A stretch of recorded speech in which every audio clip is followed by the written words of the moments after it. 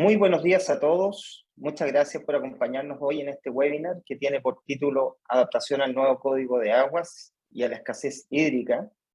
Estamos muy contentos de la convocatoria que hemos tenido. Como muchos de ustedes saben, Transa es una empresa que tiene ya más de 35 años de trayectoria en tasaciones y consultoría. Hemos identificado que existe mucha incertidumbre e inquietud respecto a las nuevas disposiciones que podría tener la reciente modificación al Código de Aguas, tanto para el financiamiento de los proyectos como en las garantías asociadas. Esto porque este instrumento introduce una serie de cambios paradigmáticos tanto en materia de gestión de los recursos hídricos como en la naturaleza jurídica de los derechos de aprovechamiento de agua. En este escenario, vemos que es imprescindible estar informados de manera correcta para tomar decisiones a tiempo que permitan detectar nuevas oportunidades para el sistema financiero y, por consiguiente, enfrentar también los nuevos desafíos. El objetivo que nos planteamos hoy con este webinar es analizar este escenario desde distintas visiones y lograr una discusión constructiva sobre el impacto del nuevo Código de Aguas. Antes de presentar a nuestro primer expositor, quiero recordarles que en la pantalla inferior hay un botón de preguntas y respuestas donde pueden ir dejando sus consultas para que las vayamos respondiendo al final en el panel de conversación que vamos a tener. Vamos a tener 4 expositores con una duración de 20 minutos cada uno para luego dar paso a ir respondiendo esas consultas que nos vayan dejando.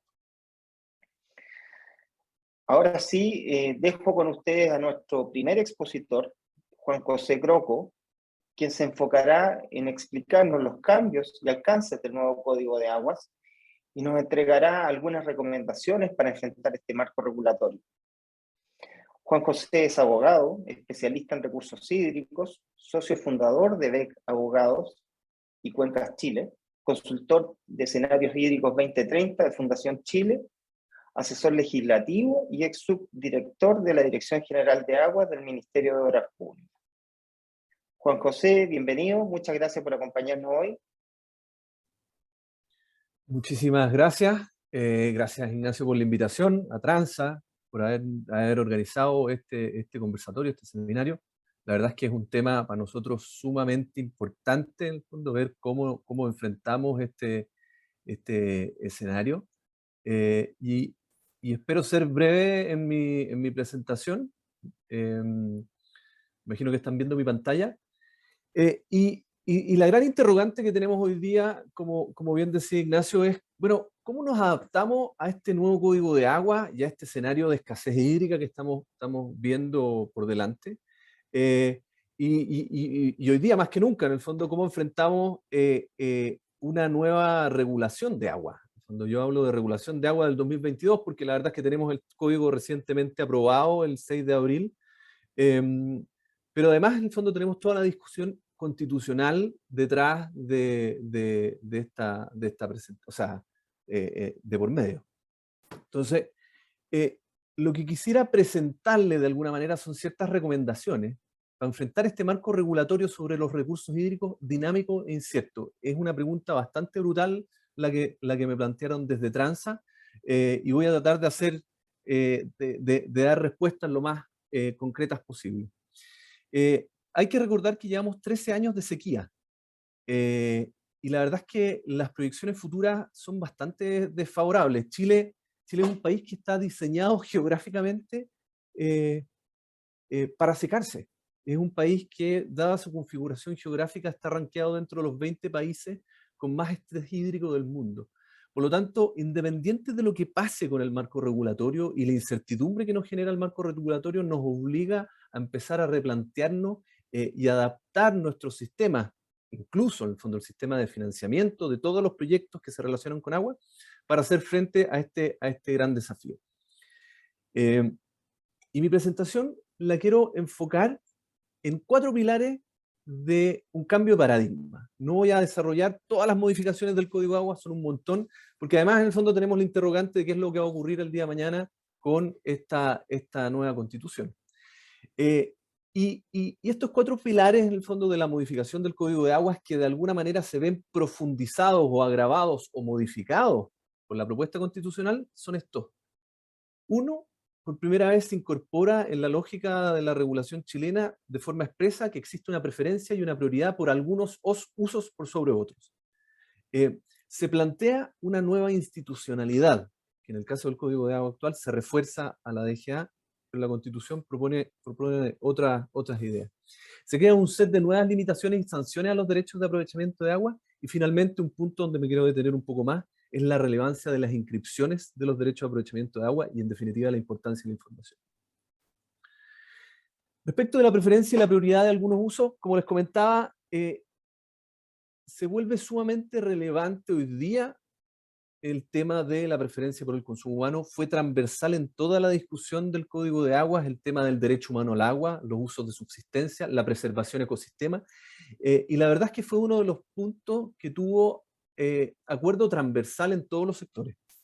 El tema del derecho humano al agua y el acceso al agua, en el fondo, y la preferencia por el consumo humano, en el fondo, fue transversal. Y la verdad es que esto no tuvo mayor discusión porque, en definitiva, es algo que se venía haciendo por parte de las organizaciones de usuarios de agua y, en general, en todas las cuencas de Chile. Sin embargo, se hacía de manera informal, no declarada, y efectivamente no habían mecanismos regulatorios que permitían poder ejercer o hacer cumplir esta preferencia. Esta es una preferencia que opera y va a operar, en el fondo, tanto en la constitución de los derechos de aprovechamiento o autorizaciones futuras, pero también va a operar en el ejercicio de los derechos de aprovechamiento de agua. Y aquí, en el fondo, tenemos un problema, porque el Código de Agua solo enuncia, manifiesta esta preferencia, pero en la práctica no resuelve cómo se hace, cuáles son los criterios, en el fondo, y quién es el primero obligado a hacerlo. Y aquí donde asume un rol muy importante las organizaciones de usuarios de agua, juntas de vigilancia, asociaciones de canalistas en general, porque ellos van a ser en primera línea quienes van a tener que ver cómo ejecutar estas preferencias. El borrador de la nueva constitución, de la propuesta constitucional, y las normas transitorias, que nos vamos a detener un poco más adelante, pero hoy día se votan las indicaciones, las nuevas indicaciones que se consolidaron ayer a las normas transitorias, en realidad no innovan en este tema. Simplemente lo que se hace es elevar a rango constitucional el concepto del derecho humano al agua, y se incorpora un concepto entero nuevo que son los derechos de la naturaleza en el fondo y en consecuencia el consumo, o sea, la preservación ecosistémica. Y en cuanto al tema de la Constitución o de cómo se ejercen los derechos, la verdad es que tampoco innova y queda delegado en una ley cómo va a ocurrir esto. Así que respecto de este pilar no debiéramos sufrir grandes cambios en el fondo si es que se llega a aprobar esta Constitución. Ahora, ¿cuáles son las grandes dos interrogantes que se derivan tanto del Código de Aguas como de esta propuesta institucional? Por el lado del Código de Aguas, falta definir los criterios para establecer cómo se definen, cómo se acreditan el encontrarse en una condición de preferencia, y por otro lado, en el fondo, cuáles son los plazos para implementarlo. Y en el caso de la Constitución, bueno, la gran interrogante es cuál va a ser la institución pública encargada de definir estos criterios y, en definitiva, cuáles van a ser los plazos. Para el financiamiento de proyectos hay un punto que quiero detenerme, que es súper importante en el fondo. Se vuelve relevante el día de mañana no solo tener identificados los derechos de aprovechamiento de aguas en el fondo del proyecto a financiar, sino que también empezar a hacer una visión un poco más expansiva de quiénes son estos usuarios preferentes en la cuenca que el día de mañana pueden afectar la operación de ese proyecto en el fondo, o quienes pueden ejercitar esa preferencia. Y mirarlo de una manera positiva, porque en definitiva es del mayor interés de un proyecto que hace uso del agua que estos usuarios preferentes en el fondo tengan cubierto sus necesidades.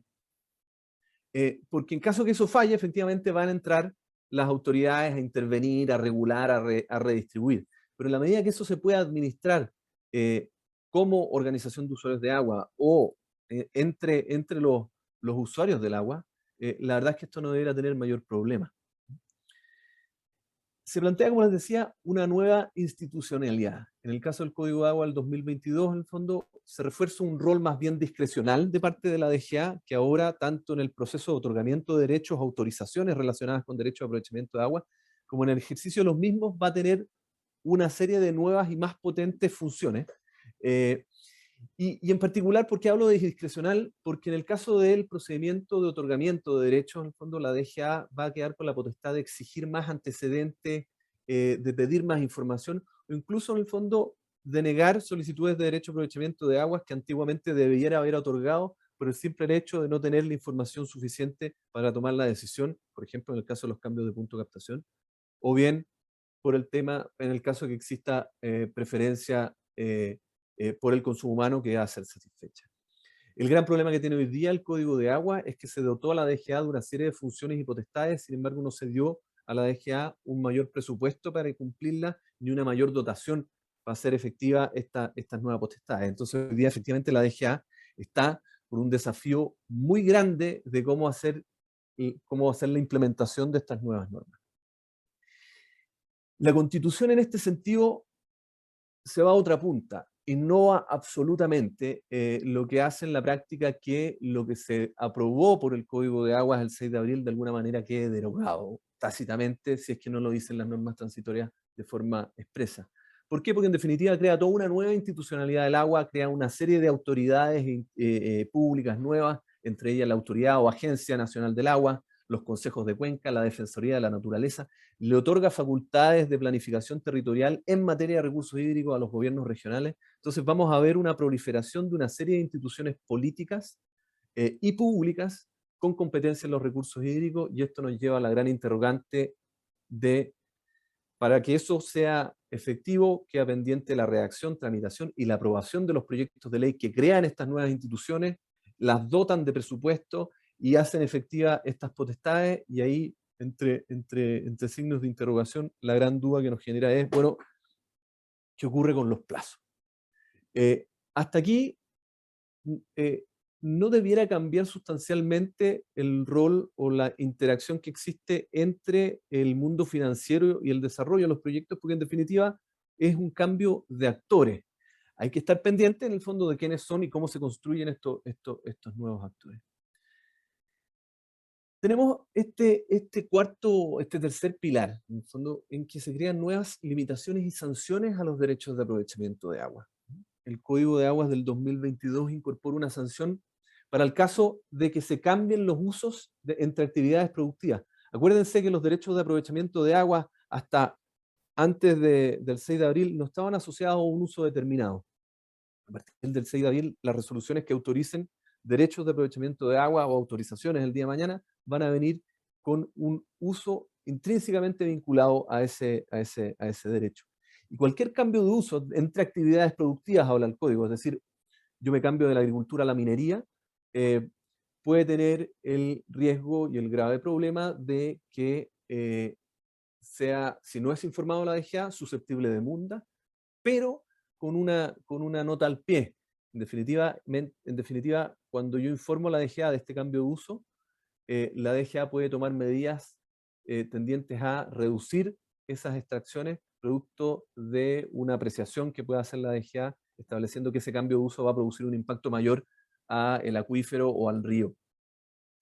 Se faculta a la DGA a establecer nuevas limitaciones en materia de aguas subterráneas, con potencia el tema de la reducción temporal de ejercicio, y es decir, que la DGA pueda ordenar a todos los titulares de derecho a aprovechamiento de aguas subterráneas a disminuir sus extracciones, o en materia de cambios de punto de captación, que en realidad es un instrumento jurídico que hoy día permite en el fondo al desarrollador de un proyecto poder decidir o ubicar en el fondo un punto nuevo donde tenga mayor posibilidad de extraer agua. Esos cambios de punto de captación hoy día van a estar limitados por una serie de informes o impedimentos, tales como la necesidad de organizar las comunidades de agua subterránea o la creación de, o la exigencia de informes que antiguamente no eran necesarios. Se crea una nueva sanción a la patente por no uso que antes existía, que es la caducidad por no uso. Y esto nos trae un gran problema, porque en definitiva son contradictorias. Un proyecto puede estar en el fondo pendiente del desarrollo de su infraestructura pagando patente, y a pesar de que se encuentre pagando patente, si es que no hace uso de esas aguas, no construye las obras necesarias para el aprovechamiento de esas aguas, a los 5 años los usos consultivos pasan al proceso de caducidad, los usos no consultivos dentro de 10 años pasan a este proceso de caducidad. Entonces, es importante desde la perspectiva del financiamiento de proyectos, tener a la vista estos timings, estos plazos, estar monitoreando si efectivamente esos derechos de aprovechamiento de aguas asociados al proyecto financiado aparecen o no en el listado de patentes por no uso, porque además pasa una cosa muy curiosa. La obligación o el riesgo de la caducidad o el pago de la patente se origina desde que se aparece por primera vez en estos listados que se publican el 15 de enero en el Diario Oficial. Y otro punto que hay que tener a la vista y hay que tener en consideración, y uno de los grandes cambios, es que antiguamente existía una exención en función del caudal. La patente por no uso ahora abarca todos los derechos de aprovechamiento de aguas de Chile, independiente sea el caudal que sea. Por lo tanto, si el derecho no tiene obras asociadas a su aprovechamiento, debiera aparecer en el listado de patentes por no uso y debería correr este riesgo de la caducidad por no uso. Se simplificó el procedimiento de remate. Antiguamente era muy complejo poder rematar un derecho de aprovechamiento asociado al no pago de una patente por no uso, porque había una serie de impedimentos, segundos llamados a remate, que lo hacían bastante engorroso y complejo, y eso se despejó, y hoy día efectivamente queda un procedimiento de más fácil ejecución, que no tiene segundo remate, y sino que un mecanismo tal que si no aparecen postores en el primer remate y este se declara desierto, el Estado se queda con la prerrogativa de poder extinguir estos derechos en la práctica y disponibilizar estos caudales, ya sea para consumo humano, usos preferentes, o dejar las aguas disponibles para que se constituyan nuevos derechos.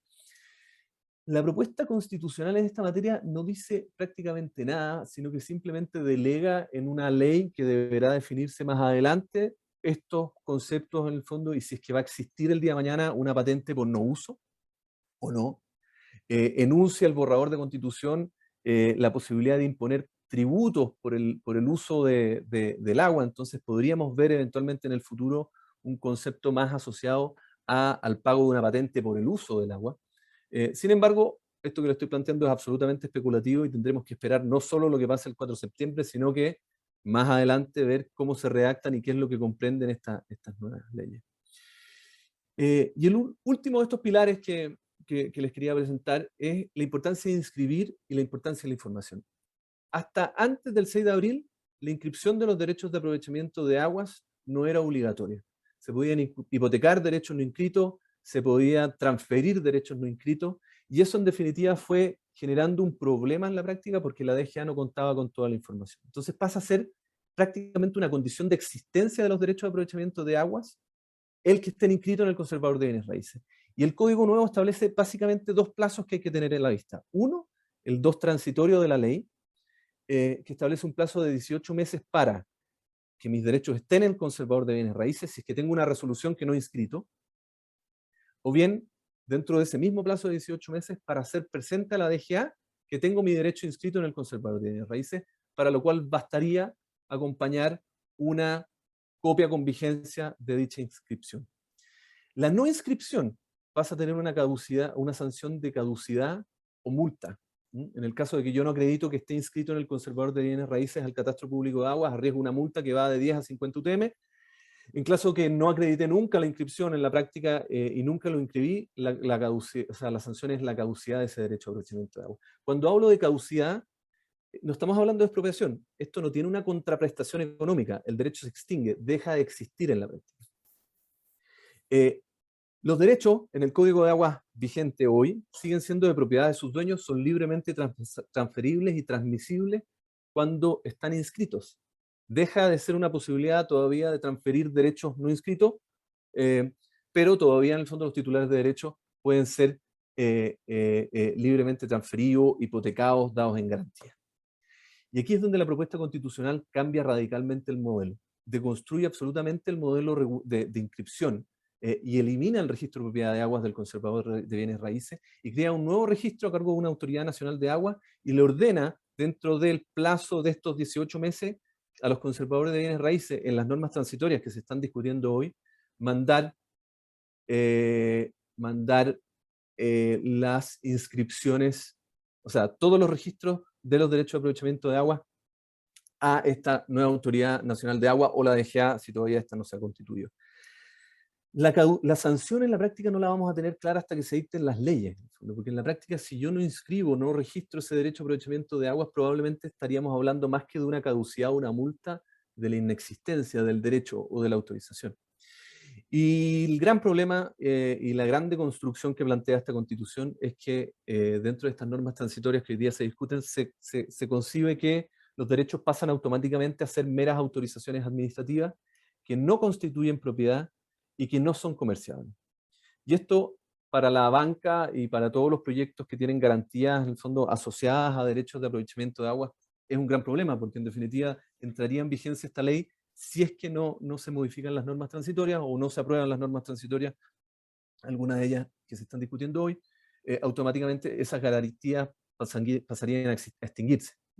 Ahora, tenemos una esperanza porque dentro de las normas transitorias que hoy día se están discutiendo, existe al menos un par en que señalan que todas las garantías constituidas sobre derechos de aprovechamiento de agua continuarán vigentes hasta que una ley no se haga cargo de ver cómo esto va a transitar, o bien el plazo por el cual se otorgó la garantía no se venza.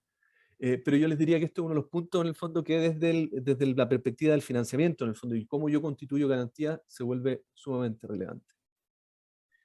Para ir concluyendo, la pregunta que me hacían entonces es, bueno, ¿cómo nos adaptamos a este nuevo marco regulatorio dentro de un contexto de completa incertidumbre?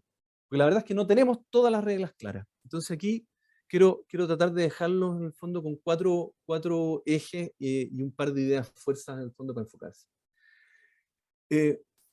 Yo diría que el foco de los próximos años va a estar puesto en la información. Mientras más y mejor información tengamos, vamos a tener mayor seguridad hídrica, y en la medida que tengamos mayor seguridad hídrica, es menor el riesgo de que los proyectos que estamos financiando, en el fondo, o los proyectos en los que estamos invirtiendo, caigan en riesgo de incumplirle a sus acreedores. ¿Por qué? Porque en definitiva, mientras yo sé cuánta agua dispongo, dónde hay, cuál es la calidad de la organización de usuarios de agua donde me estoy operando, si es que tengo infraestructura, si es que tengo mediciones, efectivamente voy a tener un mejor margen y una mejor posibilidad de enfrentar el desafío de regar o de operar en el fondo proyectos con agua. En materia de derechos de aprovechamiento de aguas propiamente tal, en el fondo yo les recomiendo enfocarse en estos meses que vienen, si es que están inscritos en el Conservador de Bienes Raíces, y si es que esa inscripción en el Conservador de Bienes Raíces se hizo presente a la Dirección General de Agua conforme al 2 transitorio. Existe gran controversia en torno a si es necesario perfeccionar o no perfeccionar los derechos. El código no dijo nada al respecto en esta modificación. Sin embargo, hay que mirar si estas inscripciones hacen referencia a las características esenciales, es decir, caudal, punto de captación, características, en el fondo, si es consultivo o no consultivo. ¿Por qué? Porque en definitiva ese título está mejor vestido para el día de mañana enfrentar una redistribución constitucional a raíz del cambio constitucional. Si es que estamos frente a un proyecto que tiene usos inmemoriales, el plazo para regularizar, que antiguamente se podía aplicar en el fondo en cualquier momento, vence en 5 años más desde la entrada en vigencia de este nuevo Código de Agua. Hay normas transitorias que se hacen cargo de esto en la nueva Constitución, pero la recomendación es que si hay usos inmemoriales hay que hacer el trabajo, porque en definitiva esos derechos de aprovechamiento de agua o eventualmente autorizaciones deben quedar consolidados y debidamente registrados como información. Y una última recomendación es que antes del plebiscito de septiembre, todos los derechos de aprovechamiento que tengan que comprarse o venderse se hagan, porque si efectivamente esto se declara incomerciable, en el fondo nos vamos a quedar con activos inmovilizados.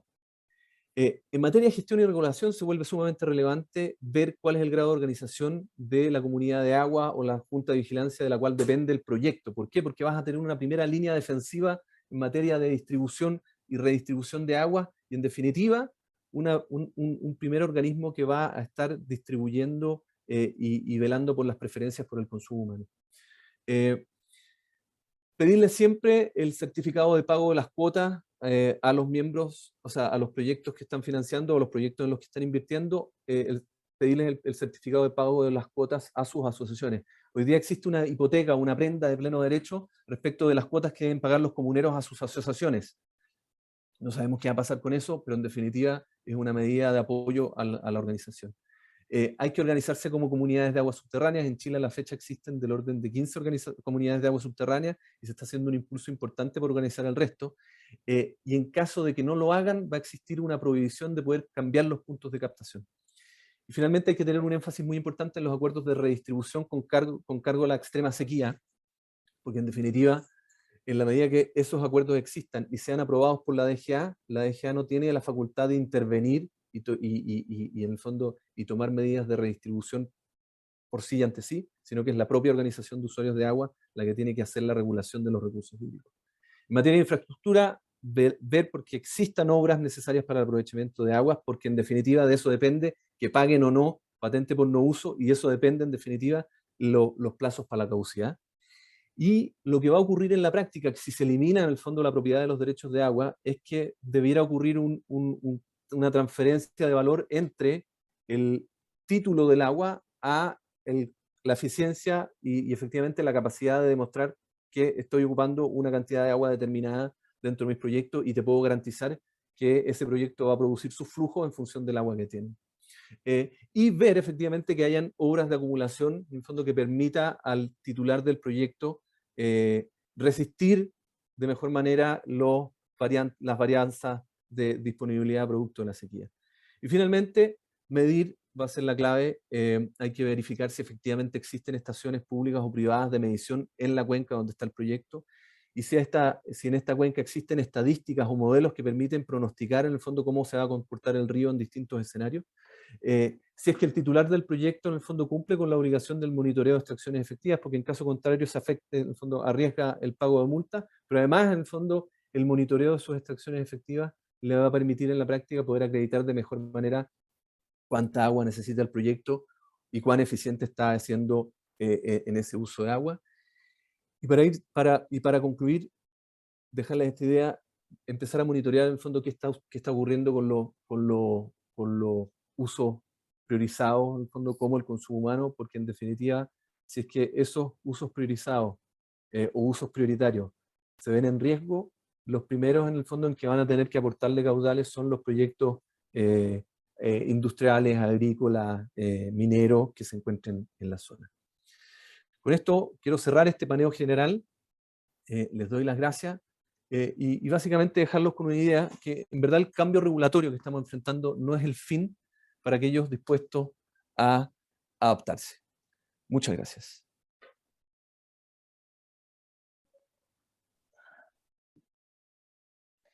Muchas gracias, Juan José. Quiero aprovechar de recordarles que todas sus preguntas, por favor, las canalicen a través del botón de preguntas y respuestas. Nos han llegado algunas preguntas a través del chat. El ideal sería poderlas canalizar y poderlas ordenar todas a través de ese link, de ese botón de preguntas y respuestas que tienen disponible. Así que, por favor, se los recuerdo para que podamos tenerlas todas, digamos, ahí bien ordenadas en la etapa de conversatorio que vamos a tener al final. Bueno, respecto de nuestro segundo expositor, y siguiendo con el programa, quiero invitar a Federico Errázuriz para que desde su experiencia analice y dé una mirada a la última década en la agricultura. Federico es ingeniero agrónomo y máster en Economía Agraria en la Universidad Católica de Chile. Tiene 18 años de trayectoria pública y privada. Recientemente ejerció como secretario ejecutivo de la Comisión Nacional de Riego y es consejero de la Fundación para la Innovación Agraria. Previamente trabajó en Walmart Chile, en el Servicio Agrícola y Ganadero, en el Ministerio de Agricultura y en empresas productivas del sector agrícola. Federico, bienvenido, muchas gracias por acompañarnos. Muchas gracias, Ignacio, por esta invitación. Yo voy a tratar de hacer una pasada general por la última década en la agricultura, con obviamente un acento muy grande en lo climático. La tabla de contenido que quiero mostrarles es la siguiente: realidad climática actual, usos de agua en Chile y balance hídrico, los cambios productivos del sector agrícola a la luz de los datos preliminares del censo que están saliendo este año, del censo 2021, y algunas reflexiones sobre los cambios que ha sufrido el sistema agrícola y cambios, por lo tanto, en los paradigmas que tenemos que tener. Para partir, hay un montón de posibles gráficos para mostrar el problema de la sequía. Yo elegí dos, este es uno de ellos, que muestra cómo el año normal, entendido como el promedio de los últimos 30 años, está aquí en la línea gris, y nosotros hemos visto que nuestros promedios están bastante más bajos, 42% más bajo para la región metropolitana, mediano quinta normal, pero año a año mucho más bajos aún. Y algo muy similar ocurre con San Felipe, para mostrar otra región también.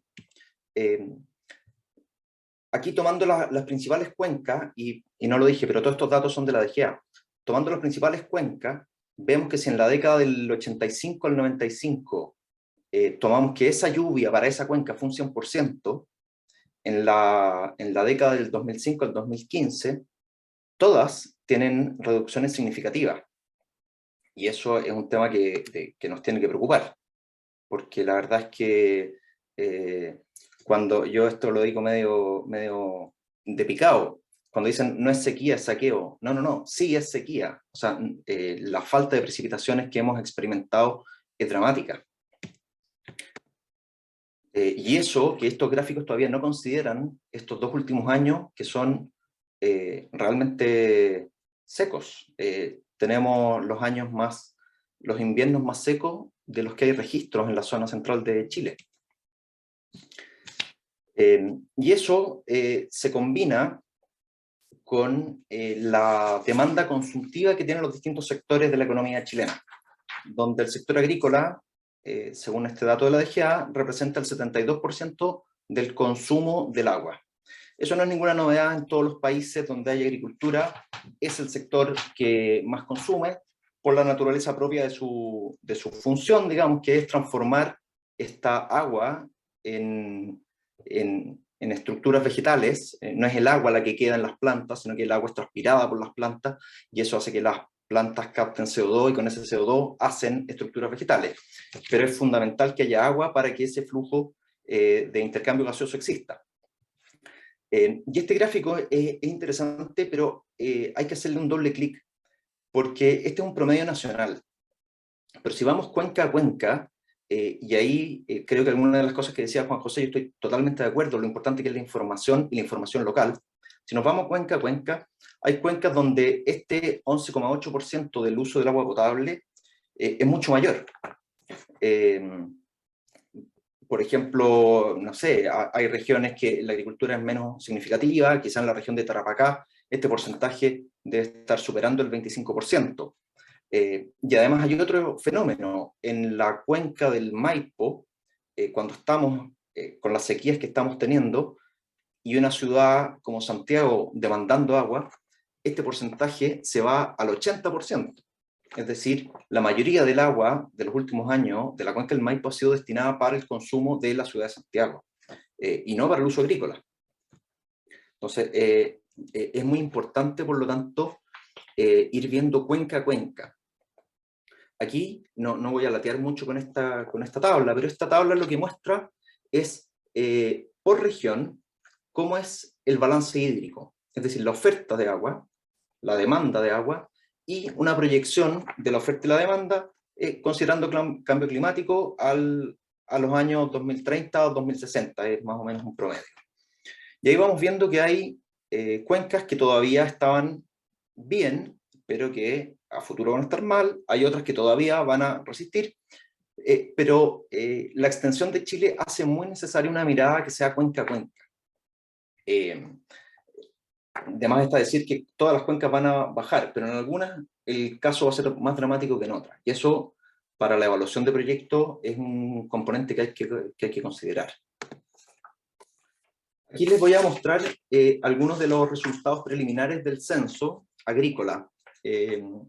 Ustedes sabrán que cada 10 años más o menos, el año 97 se hizo un censo agrícola, el año 2007, y después hubo unas demoras y recién se pudo hacer el año 2021.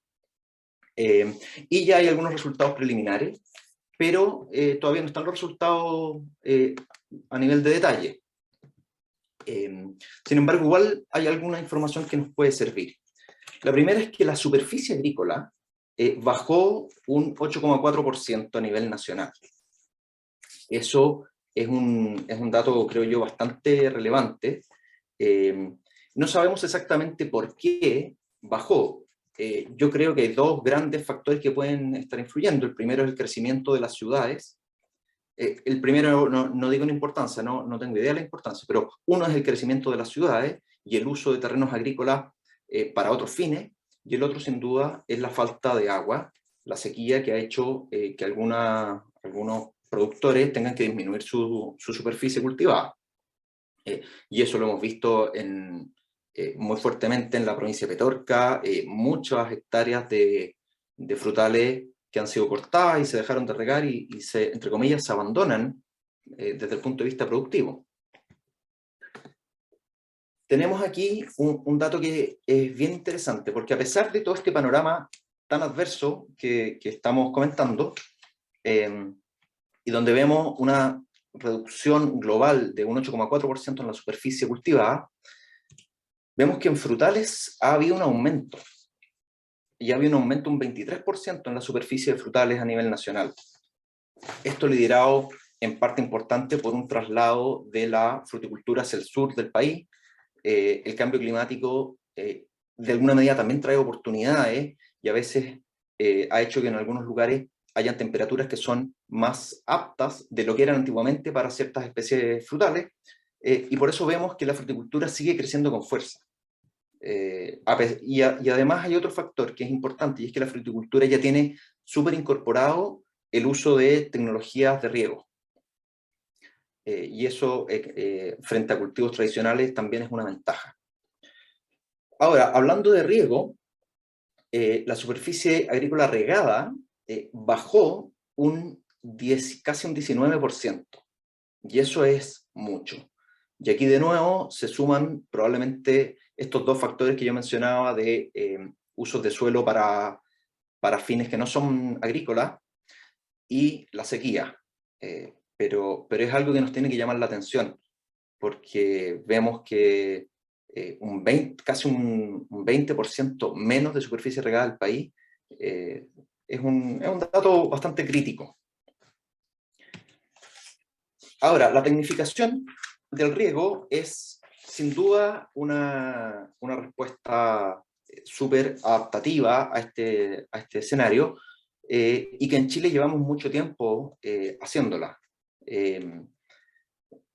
La ley de riego, la ley 18.450, que bonifica la inversión en obras de riego y drenaje, tiene más de 30 años. En este minuto está negociándose, está discutiéndose una renovación de este instrumento, pero ha sido clave.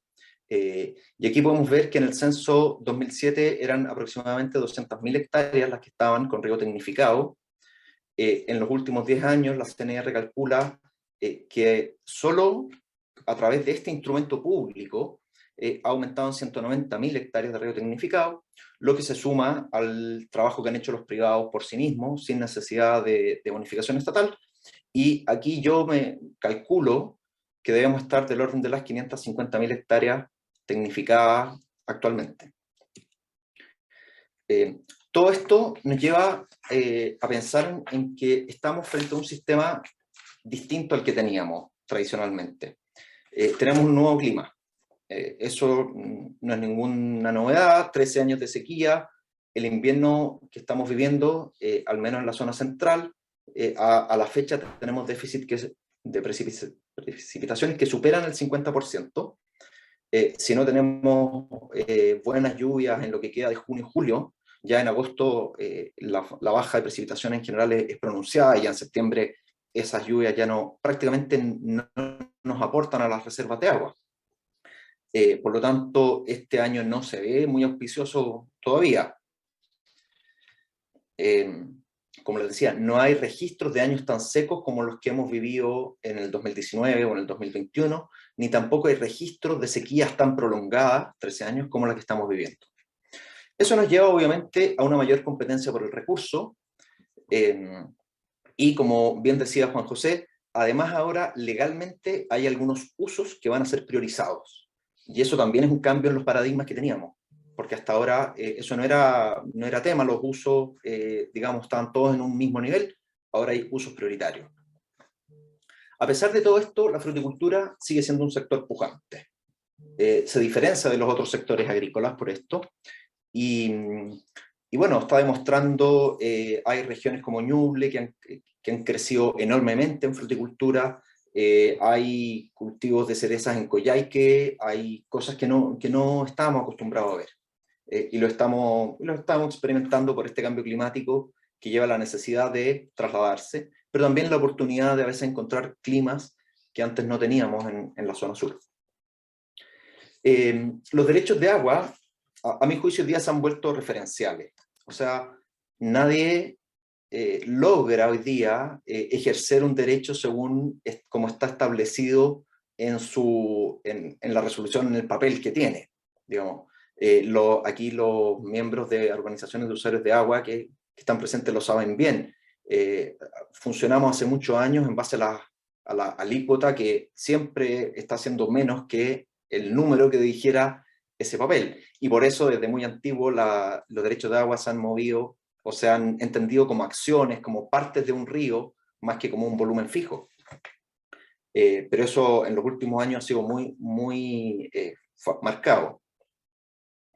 El análisis, como les decía, yo creo que tiene que ser local. Ya no podemos mirar la realidad nacional y ni siquiera la realidad regional. Hay que ir mirando cuenca a cuenca.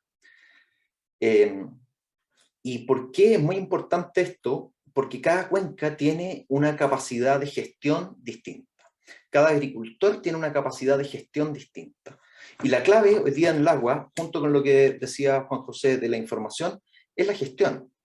O sea, hoy día hemos visto que hay agricultores que, a pesar de la disminución de los volúmenes de agua disponibles, han logrado mantener sus producciones, porque han tecnificado, porque han buscado algunas técnicas, porque han hecho un tranque, han hecho cosas para gestionar mejor el agua. Y eso para mí es la clave. O sea, si hay alguna palabra que yo creo que tiene que ser clave en todo el desafío hídrico que tenemos en Chile, es la gestión. Y la gestión de los agricultores, que a mi juicio ha estado bastante bien considerada y lo han hecho. En el otro extremo nos encontramos con la gestión pública del agua, que a mi juicio es la que está más al debe. Y bueno, todos estos cambios normativos y todo lo que nos contaba Juan José, en parte apuntan a eso, a tener una mejor gestión del agua. Pero ahí tenemos un desafío grande. Otro tema que quería comentarles es que están surgiendo certificaciones en medición y uso eficiente del agua. Y hay varias iniciativas, como hay una norma ISO, la ISO 46001, que es de gestión de agua. Hay el certificado de SPRING, que es asociado a Global Gap, esta casa certificadora de buenas prácticas agrícolas. En Chile hay un certificado que se llama el Certificado Azul, que es una iniciativa que está liderando la Agencia de Sustentabilidad y Cambio Climático, que van a ayudar a tomar este tema de la eficiencia en el uso del agua y la gestión del agua desde un punto de vista positivo, voluntario en un principio, y que tarde o temprano, a mi juicio, se va a transformar en una exigencia de los mercados internacionales, tal como en algún minuto fue el cuidado medioambiental o el respeto de la legislación laboral. Vamos caminando para allá en el tema de agua. Y por último, lo último que les quería decir es que yo veo que el sector agrícola presenta una oportunidad para la banca para financiar proyectos con elementos de sustentabilidad. Hemos visto que cada vez más se están buscando proyectos que tengan un, entre comillas, valor agregado o una razón de ser. El Banco Estado creó un área, no recuerdo exactamente el nombre, pero que busca proyectos con algún sentido de sustentabilidad. Y ahí el sector agrícola tiene una gran necesidad de financiamiento, pero tiene de por sí mismo un componente de mantener áreas con vegetación, de hacer uso eficiente del agua, y por ahí creo yo que hay una oportunidad interesante que la banca va a estar mirando. Eso es lo que yo les quería comentar, así que quedo atento a las preguntas hacia el final de las presentaciones de todos los panelistas. Muchas gracias. Muchas gracias, Federico. Súper interesante lo que nos comentaste. Vuelvo a comentar que sigan haciendo sus preguntas en el link de preguntas y respuestas. Las estamos guardando ahí para que al final de las presentaciones podamos comenzar la ronda de preguntas con los expositores, ¿ya? Bueno, vamos a pasar a nuestro tercer expositor, que con una mirada al sector agrícola va a plantear Benjamín Barros. Hablará sobre cuantificación y monitoreo del agua disponible para un correcto financiamiento agrícola. Benjamín es ingeniero agrónomo y máster en agronegocios. Trabajó en la banca evaluando riesgo de créditos de empresas agrícolas. Fue asesor del Ministerio de Agricultura y del subsecretario también, en temas de financiamiento agrícola, transparencia de mercados y competitividad. Actualmente, Benjamín es socio en Agrocapital, desde donde asesora empresas del rubro en aspectos estratégicos, en gestión y financiamiento. Adicionalmente, es director de agronegocios y consejero nacional de la Sociedad Nacional de Agricultura. Bienvenido, Benjamín, gracias por tu tiempo. Queda ahí disponible tu presentación. Muchas gracias, Ignacio, muchas gracias a Transa y a todos los expositores presentes y especialmente a los invitados. Intentaré dar una mirada breve sobre temas centrales de lo que es la inversión en agricultura y cómo esto impacta en el agro junto con la situación hídrica. A ver, aquí hay dos, hilándolo con lo que venían comentando los otros expositores, aquí hay dos temas centrales. Uno es la disponibilidad legal del recurso y la otra es la disponibilidad real del recurso.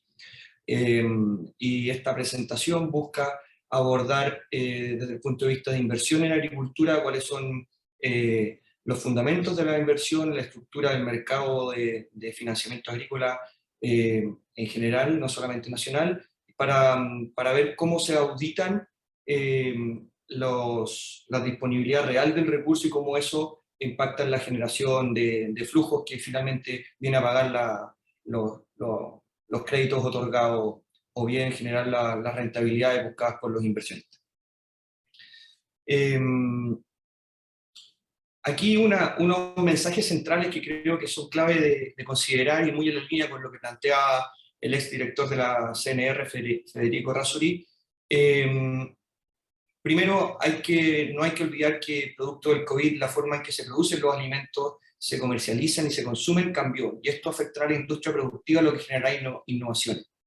La guerra en Ucrania, por otra parte, ha evidenciado la fragilidad de los sistemas de abastecimiento de alimentos, ¿ya? Y resurgiendo un concepto muy acuñado post Segunda Guerra Mundial, que era la seguridad alimentaria, que es la capacidad de los países en autoabastecerse de alimentos, ¿ya? Hoy ese tema está en la agenda y es en beneficio de los productores. ¿Por qué? Porque el agua finalmente se transforma en alimentos, ¿ya? Entonces, cuando priorizamos el consumo de agua para las personas, y en segunda medida, va a haber una natural priorización hacia la generación de alimentos. Asimismo, el continuo cambio climático y su relación con los recursos naturales es uno de los mayores desafíos que tiene la industria. Demandará una adaptación de las estructuras productivas. Seguido lo anterior, la inestabilidad política y social de Chile conlleva una incertidumbre en temas centrales como es la propiedad privada, los derechos de agua, tema que estamos tocando aquí. La debilitación institucional y la seguridad pública amenazan los flujos de inversión. no solamente por la fuente de capital que se puede estar reduciendo, o está reducida, sino que también el apetito de inversión por parte de los agricultores o agroindustriales. Entonces, el contexto macroeconómico mundial, con la creciente inflación y las tasas de interés al alza, son desafíos para el agro que pueden transformarse en oportunidades, ya que esta es una inversión acíclica y es un refugio para los inversionistas. En consecuencia de todo lo anterior, la industria agroalimentaria, es decir, el sector primario, productivo, como también la encadenada que produce alimentos, surge como una de las más relevantes y críticas de la economía, con amplias oportunidades de recibir cada vez más flujos de capital, todas ellas que se sustentan en 3 puntos centrales. Son activos alternativos, los cuales están totalmente descorrelacionados de los mercados públicos tradicionales, lo que actúan como refugio a la inversión, ya lo mencionaba, es una inversión sustentable, como ya lo mencionaba Federico, con las certificaciones SPRING, certificado azul, o bien derechamente porque aborda los criterios ODS, que son los criterios para combatir una serie de deficiencias en la sustentabilidad. Finalmente, la necesidad de acelerar el crecimiento de empresas, desarrollar herramientas de innovación tecnológica y reconvertir la matriz productiva para atender la creciente demanda de alimentos, que cada vez hay menos superficie agrícola por habitante en el mundo, es algo que va a seguir. En consecuencia, es una industria que, aunque existan estos cambios regulatorios, en todos los países se producen alimentos. Entonces el mensaje es cómo nos adaptamos a que entreguemos financiamiento seguro, con riesgo conocido, o cómo invertimos conociendo que estos riesgos pueden ser acotados, ya que producir alimentos va a continuar. ¿Y por qué va a continuar? Porque hay 4 fundamentos principales. Como ya los decía, son activos alternativos que se descorrelacionan de cualquier otro instrumento, ¿ya? Y eso hace que sean activos de refugio a la inversionista, acíclicos, ¿ya?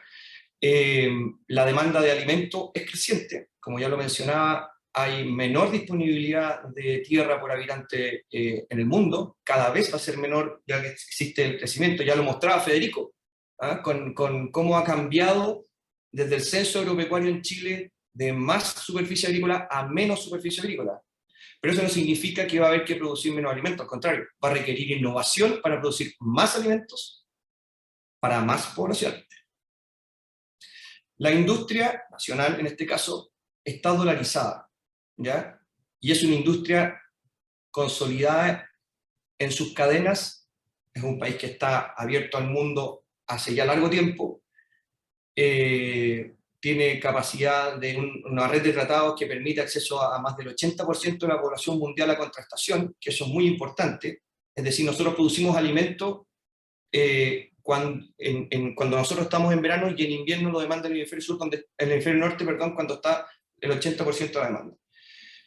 El clima mediterráneo, la inocuidad y las barreras geográficas como la industria complementaria desarrollada. Y por último, los criterios de inversión sustentable, que cada vez van a estar más dentro de los criterios de inversión, y ahí, aquí, en esta webinar, hay 2 que están directamente relacionados, que es el de eficiencia hídrica y el de acción climática, número 6 y número 13 destacados en verde. Así las cosas, es importante recordar que podemos mirar ciertos países, cómo ha sido el desarrollo de la inflación y las plusvalías de la tierra agrícola. Y podemos ver, por ejemplo, aquí pusimos el ejemplo del caso de Estados Unidos, tomando la apreciación de la tierra de California, que es un estado principalmente frutícola. Nuestro país, hoy día, la mayor cantidad de generación de flujo viene de la fruticultura, ¿ya? De esas 550.000 hectáreas regadas que planteaba Federico, para que se hagan una idea, en Chile hay alrededor de 450.000 hectáreas frutícolas, ¿ya? Entonces es razonable pensar que gran parte de esa fruticultura nacional está con riego tecnificado. Entonces, El valor de la tierra en Estados Unidos, y podemos este gráfico separarlo en dos, antes de los 90 y después de los 2000. Y antes de los 90, cuando Estados Unidos tenía una inflación galopante y un estancamiento en el crecimiento, la inversión en agricultura funcionaba como un refugio, y es por eso que surge altas plusvalías, alta demanda de tierra agrícola, comenzando en los 70 y muy marcado a principios de los 80. ¿Ya? Se repite ese mismo pic para la crisis subprime, cuando los precios de los commodities agrícolas se disparan, pese a que este es un estado que no produce commodities agrícolas como los cereales, pero sí está indexado al mercado de los alimentos, en consecuencia se dispara el valor de la tierra. O sea, siempre ha actuado la tierra agrícola como un refugio de inversión y no tiene ninguna correlación con la inflación.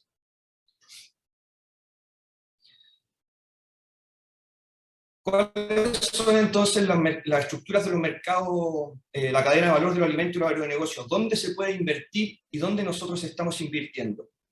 Hay tres segmentos: el upstream, que es la agricultura primaria y de insumos; el midstream, llamado, que es donde está el primer valor agregado de ese producto, incluye también almacenajes a granel, ¿ya? Y después tenemos el segmento downstream, que corresponde ya, es muy ligado a la distribución de los alimentos. Todo esto es parte del mundo de la producción de alimentos, y principalmente nosotros aquí en Chile somos productores primarios, más en el segmento azul, que es el upstream. Desde el punto de vista de la estructura de financiamiento de la agricultura en Chile, hay diferentes segmentos, unos más desarrollados que otros, donde usted, parte de la audiencia, estará en uno o en otro. Está evidentemente los fondos de capital de riesgo, donde la agricultura se caracteriza por ser de innovación tecnológica o en alimentos, donde es una industria globalmente que está muy pujante, con un acelerado crecimiento, pero localmente en Chile es una industria joven y pequeña, poco profunda. También a ratos subsidiada por el Estado cuando son proyectos muy pequeños, que en consecuencia son de alto riesgo. En el caso del segmento poco más riesgoso que la banca, que están las estructuras de private equity, que tienen principalmente dos verticales, que es ya sea deuda privada, donde sí tenemos fondos de deuda privados en Chile que operan para agricultura, también internacionales que operan acá. Y también está el de capital o de equity, derechamente, que tiene principalmente dos subverticales, que es una con mediana a alta exposición al riesgo agropecuario, ¿ya? Y otra con baja exposición al riesgo agropecuario. ¿Qué significa alta o baja exposición al riesgo agropecuario? Hay algunos que tienen foco en administración y otros derechamente que son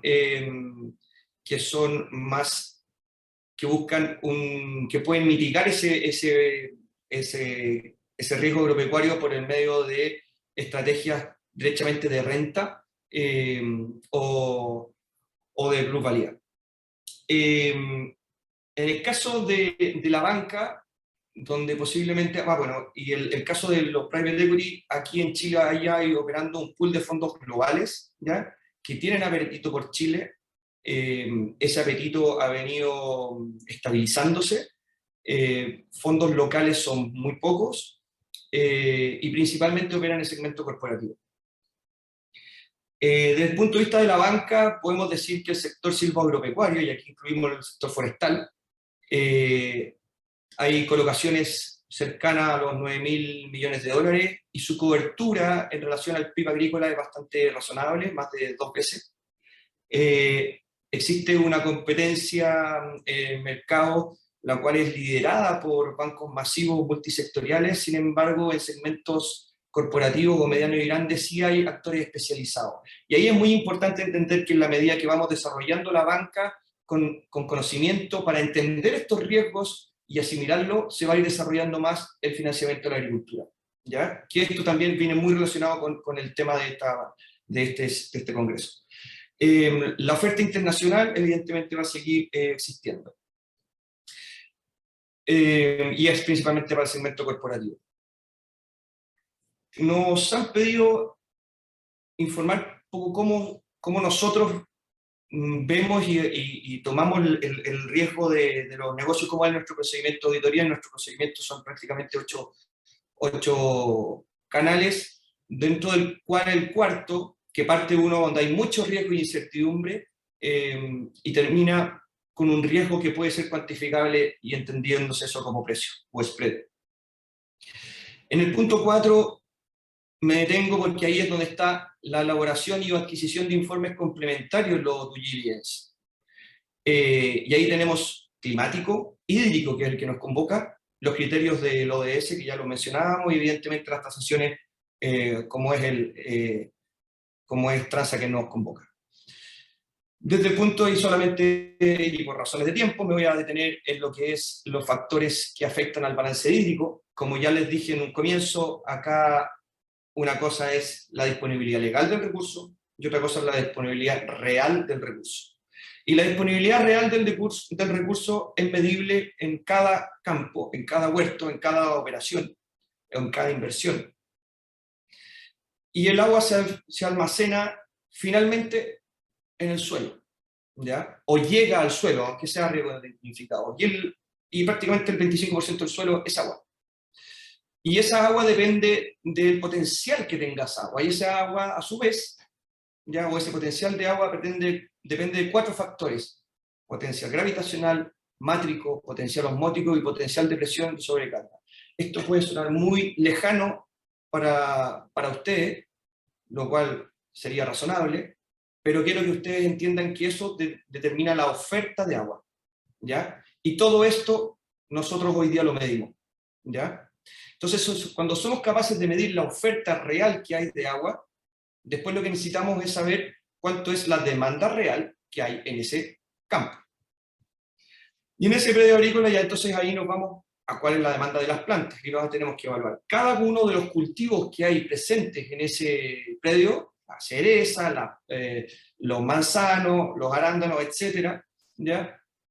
Tenemos que ver cuánto consumen en base a su edad, en base a unos factores, y qué factores están involucrados en esa demanda, ¿ya? De evapotranspiración, como se llama técnicamente. Bueno, hay conceptos como temperatura, radiación solar, transpiración de la planta y, por supuesto, la evaporación desde el suelo. Todo eso compone la demanda, y esto también es físicamente o matemáticamente medible, ¿ya? Entonces, cuando somos capaces de medir la oferta junto con y calcular la demanda, llegamos a un balance hídrico. Y ese balance hídrico nos va a decir efectivamente si en ese momento, ¿ya? Y proyectable con la información histórica hacia atrás, si es positivo o no. Si es positivo, porque tiene más agua de la que necesita su cultivo. Si es negativo, tiene deficiencia de agua y generamos recomendación, ¿ya? Otra forma también muy importante que nosotros utilizamos es las imágenes georreferenciadas, donde comparamos con nuestros proveedores extranjeros satelitalmente qué imágenes y comparativamente entre 2 años distintos. Y eso también hoy día es una herramienta muy útil para poder monitorear las inversiones a bajo costo. ¿Cuáles son las sugerencias finales que les podemos nosotros otorgar? Es que, uno, es probable que la producción de alimentos en Chile continúe pese a la precarización de la propiedad privada, del derecho de agua, la debilitación de las instituciones públicas y la crisis político-social que atraviesa el país. Eso evidentemente requerirá adaptación. Segundo, el cambio climático afecta directamente a la agricultura, amenazando zonas agrícolas consolidadas y colocando en escena a zonas que no estaban desarrolladas. Eso nos obliga a tener dinamismo en nuestras políticas de inversión y de crédito y de evaluación. Y el tercer punto es: el mercado de capitales seguirá apoyando la agricultura, y los actores relevantes de la industria serán cada vez más los que logren internalizar los riesgos de la industria e implementar las innovaciones tecnológicas a costo razonable para contrarrestar los escenarios de incertidumbre. Ya les comentaba los fundamentos de inversión en agricultura rápidamente. ya les contaba cómo mitigar los riesgos de agua a través del balance hídrico. Todo esto va a requerir especialización y van a haber instituciones, o se van a ir especializando algunos bancos, o bien subcontratando estos servicios a empresas especializadas. Finalmente, la plusvalía de los activos alternativos, como el campo, dependen de su capacidad de generación de flujo, lo que a su vez depende de la disponibilidad de agua que hay para riego. Entonces, posterior a la inversión, monitorear periódicamente la disponibilidad de agua en un predio es cuidar la segunda fuente de pago de sus créditos. Entonces, no es solamente aquí cuando se aprueba el crédito o cuando se otorga la garantía, sino que aquí hay que gestionar ese portafolio, hay que medir. Y eso era lo que yo me refería, por ejemplo, con la información satelital que manejamos y que la podremos compartir con quien esté interesado en otra ocasión. Así que para nosotros ha sido un agrado estar aquí y quedamos atentos a cualquier duda o sugerencia que pudiese haber. Muchas gracias.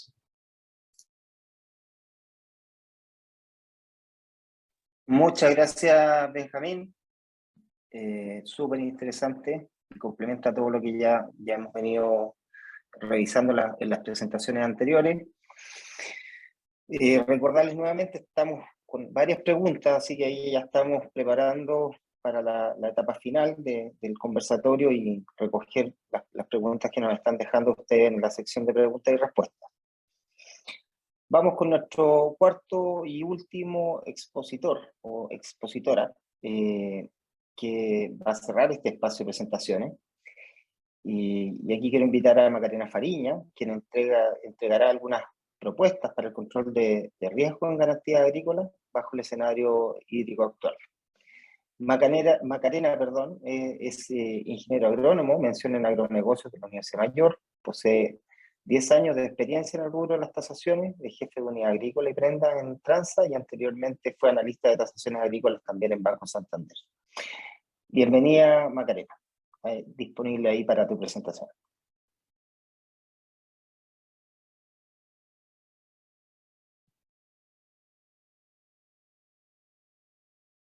Hola, muy buenos días.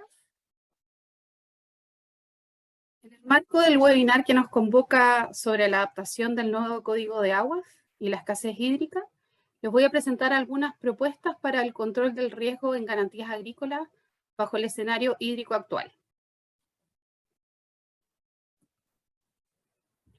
En la actualidad vemos dos grandes factores que pudiesen afectar las garantías agrícolas o al menos hacernos cuestionar la forma en que venimos valorizándolas. Creemos que es momento de analizar los criterios de valoración en función de los siguientes cambios. Como ya habló Juan José, existen cambios en el Código de Agua. Como punto número 1, hablaremos sobre los principales cambios en el Código de Agua que se asocian de una manera más directa a las tasaciones. Es así como en esta imagen podemos ver dos columnas. En el lado izquierdo destacamos 3 principios de la regulación anterior y en la columna derecha su modificación. Como primer punto destacamos, los conservadores de bienes raíces llevarán un registro de aguas al igual que la Dirección General de Aguas. La realidad es que esto no se cumplió al pie de la letra y muchos productores se quedaron solo con el derecho entregado por la DGA, pero nunca los inscribieron en el conservador como correspondía. Ahora con la nueva modificación se exigirá el registro de estos en el conservador de bienes raíces o de lo contrario, el derecho entregado caducará en un plazo de 18 meses. En el segundo ítem se señala que deberán expropiarse los derechos de agua para satisfacer menesteres domésticos. Si bien en este punto no hay grandes cambios, hoy día se hace una diferenciación en 2 puntos. Se establece la prioridad para el consumo humano y el saneamiento. 2. La DGA podrá establecer el caudal ecológico mínimo en aquellas áreas que existe un ecosistema amenazado o degradado. Creemos que este punto pudiese afectar las garantías, ya que la agricultura es de los principales demandantes de este recurso, y en este caso, tener que asegurar el consumo humano, propiedades agrícolas podrían verse afectadas. Como último punto a destacar, en la ley interior se señala, los derechos de agua son de dominio de su titular y de carácter perpetuos. En este caso, el nuevo código señala al respecto que los derechos de agua adquiridos posterior a la reforma serán otorgados con un plazo de 30 años con opción de renovación. Sin embargo, esta renovación está condicionada a demostrar el uso de este derecho que ha sido otorgado. Los derechos de agua adquiridos anterior a la reforma dejarán de ser perpetuos al transarse y o modificarse. Por ejemplo, si cambiamos el punto de captación. Esto quiere decir que si tengo un derecho de carácter perpetuo y cambio el punto de captación de mi pozo, deberé inscribirlo nuevamente y por lo tanto perderé la perpetuidad. Como un segundo punto que genera un impacto directo en la garantía agrícola, está la sequía que definitivamente llegó para quedarse. La escasez hídrica ha ido en evolución en los últimos años. Es así como en esta imagen podemos observar que en el año 2012 teníamos 37.656 kilómetros con zonas decretadas con escasez hídrica, que se concentraban principalmente en la región de Valparaíso y en el norte en la comuna de Copiapó. Sin embargo, 7 años más tarde, podemos observar que las zonas con decreto de escasez hídrica han aumentado más de un 200%, con una superficie de 117.407 kilómetros cuadrados del territorio nacional, abarcando toda la zona central del país, llegando incluso hasta la región del Maule. Como comentó Federico anteriormente, por ejemplo, en la zona de San Felipe, las precipitaciones han disminuido en un 83%. Todo esto nos debería llevar a tomar medidas que permitan minimizar el riesgo en las garantías que tasamos en esta zona, ya que se trata de comunas principalmente agrícolas y el riesgo es fundamental en el correcto funcionamiento de las propiedades productivas que hoy estamos tasando. Siendo así, y en función de lo que se ha expuesto, tenemos algunas propuestas de mitigación al riesgo que queremos comentarles. Para el primer concepto presentado, que considera el cambio en el Código de Aguas respecto de la obligación de la inscripción en el Conservador de Bienes Raíces de los derechos otorgados por la DGA, creemos que solo se deberían valorizar los derechos de agua que se encuentran inscritos en el Conservador. Esto porque hoy existen algunas entidades que consideran terrenos en condición de riego cuando la propiedad cuenta solo con el título de la Dirección General de Aguas, sin necesidad de estar inscritos en el Conservador. Como mencionó anteriormente, los derechos inscritos serán caducados, por lo que creemos que ya no sería recomendable seguir considerándolos en una garantía. Otro punto importante es que los derechos de agua de carácter provisorio ya no podrán dejar de serlo, es decir, no podrán pasar a ser definitivos, y por lo tanto, consideramos que todo derecho que tenga un carácter de provisorio no debería ser valorizado ni considerado en la garantía como un recurso de respaldo para el riego.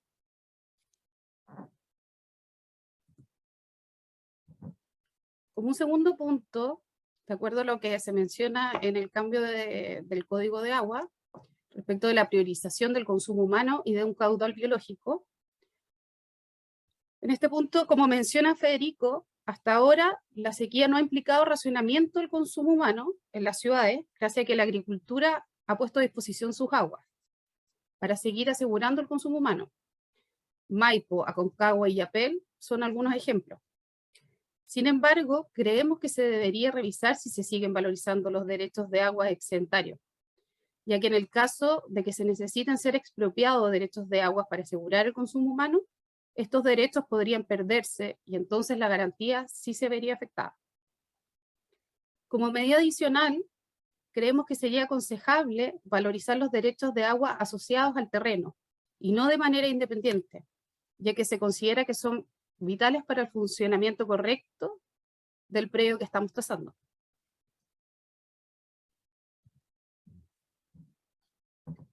Ajustes por zona. Cada uno de los puntos que se muestran en esta imagen corresponde a una estación de medición de sequía. El color indica la intensidad de esta, y mientras más rojo, mayor sequía presenta la zona. Como podemos observar, y tal como mencioné anteriormente, la zona central es la más afectada. Es así como comunas como Petorca, Cabildo, San Felipe o Colina por ejemplo, se encuentran en zonas críticas. Dado lo anterior, creemos que sería recomendable ajustar los caudales nominales que hoy nos entregan las asociaciones de canalistas mediante certificado, de acuerdo a la ubicación geográfica del predio que estemos tasando. Este ajuste sería porcentual y dependería del grado de afectación por la sequía en la zona a tasar.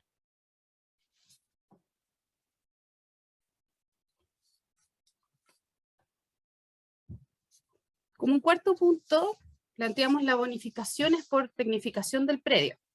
Como no todo puede ser tan negativo y solo castigos, creemos recomendable realizar bonificaciones a los predios que cuenten con sistema de riego tecnificado. Es así como, por ejemplo, un predio que cuenta con un sistema de riego por goteo puede incrementar su eficiencia de riego hasta en un 95%, y por lo tanto deberíamos valorizar una mayor superficie plantada. Por ejemplo, si contamos con 100 litros por segundo, podríamos valorizar casi el doble de la superficie plantada, es decir, casi 200 hectáreas de plantaciones. Podríamos considerar además un porcentaje extra al contar con tranques de acumulación, ya que se entiende que tiene un mayor respaldo para el riego de la superficie plantada. Con esto se busca premiar a los agricultores que invierten en asegurar una adecuada disponibilidad del riego. Como mencionan mis compañeros anteriormente, en el fondo buscamos potenciar la tecnificación de los predios, y esto también se vería como una oportunidad para la banca en potenciar terrenos o propiedades que sean más sustentables.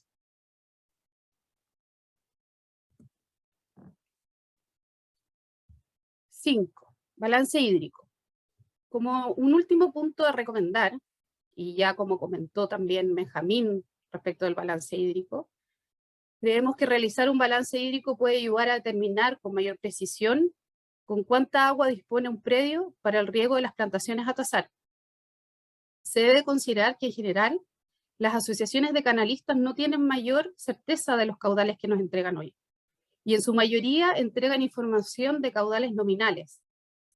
Es importante considerar además que los caudales son variables a lo largo del año, y por lo tanto dependerá de la condición que estemos en el año, con cuánto vamos a contar o con cuánto nos van a entregar en un certificado. Pensamos que contar con un certificado de balance hídrico anexo a la tasación permitiría analizar la condición hídrica de los predios con mayor frecuencia, por ejemplo anualmente, ya que el escenario puede cambiar drásticamente de un año a otro, y actualmente las garantías agrícolas son retasadas cada 2 años.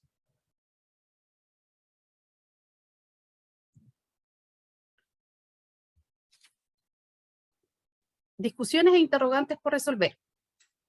Con todo lo anterior, y luego de analizar factores que podrían afectar la forma en que hemos tasado las garantías agrícolas al día de hoy, podríamos hacernos algunas preguntas como por ejemplo, ¿derechos de agua excedentarios debemos seguir valorizándolo? En este punto podríamos debatir largamente, porque existen diversas miradas.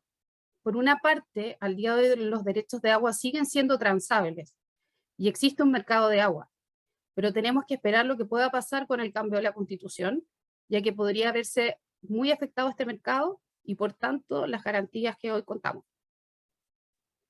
Otro punto a considerar en este caso es que los derechos de agua pueden otorgar un respaldo a la garantía, ya que por ejemplo un campo que cuenta con derechos de agua superficiales, que en la actualidad son suficientes para el riego de su producción y que además cuentan con derechos de agua subterráneo, podría considerarse como una mejor garantía por cuanto cuenta con un respaldo para su riego. No obstante lo anterior, al no tener certeza de los caudales efectivos, podríamos estar valorizando litros por segundo que solo están en el papel, o derechos de agua que al tener que privilegiar el consumo humano sean caducados o simplemente producto de la sequía ya no sean los mismos que se valorizaron originalmente.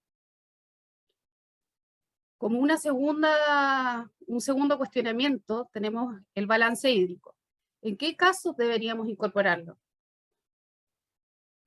Creemos que en todas las garantías agrícolas es recomendable que esté, porque entrega un mayor análisis de lo que realmente necesitamos para el riego.